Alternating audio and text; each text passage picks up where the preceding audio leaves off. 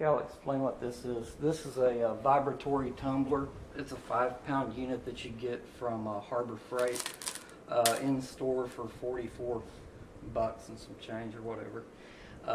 Anyway, these rocks right here, I'd say are between a 1/2 inch to 3/4 inch tumbled, polished. No rough edges, anything like that. No small stones in there. There's actually like maybe a couple of little, smaller than others, but overall that's the size. No sharp, jagged corners to get you or anything. Then I took and put a whole lot of hand lotion into it, and don't want my wife to hear this, but actually took them, put them inside this bolt over here, and heated them up for 2 minutes in the microwave and got them real hot. It had to actually let them cool down a little bit. It was a little bit too much for my hand at first, but after everything got going, it was fantastic. And once I turn this thing on, you're going to be able to tell that it's noisy as hell. Anyway, I'd suggest earplugs or an MP3 player, because once you get your hand in there, you want to leave it, and the rocks stay nice and warm for a long time. On the previous video, you'll notice that I mentioned that they say, as far as like if you were actually using a hand sander, that you could go like an hour at a time. So anyway, without further ado, I'm going to kick this on, run my hand through there, and show you how this works.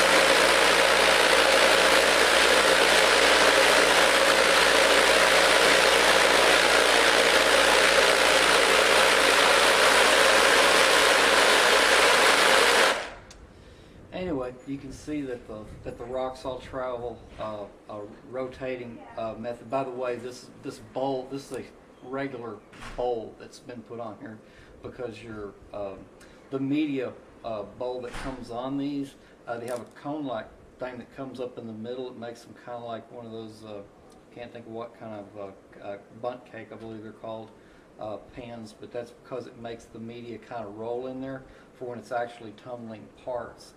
Obviously, you want to get our hand in here, and having that thing sticking up and the opening not being, and it just didn't work. Okay. Anyway, so that actually feels fantastic now. This was the first day because I just put it together and used it, and it seemed like I could tell difference, but I mean, you can't really explain that on a video. I've still got plenty of hardness. This sure ain't no magical fixer. I'm definitely not a doctor, a therapist, or hell, even a good carpenter, obviously. So I wouldn't say that. One thing's for damn sure is do not do anything like this without letting your therapist mainly know. Seems like the surgeons don't know near that much about the therapy aspect of it. Though I do thank Dr. Ghazali for saving that finger, and by the therapist's account, doing a really, really good job, good work on it. So that's not demeaning to him, because the therapist couldn't do the surgery, and the surgery couldn't be the therapist. Everybody has their place on that. But just reading everything about what dealing with here and everything, this tendon repair and the surgery and the aftermath and all that. It seems like everything that I read, that the scar tissue, adhesions, whatever, seem to be the biggest obstacle. Anything that you can do to get those worked down, the better off you are. It is going to make all the difference in the world of how much range and everything. as far as this goes, and it's definitely worth it to beat the shit out of yourself early and often,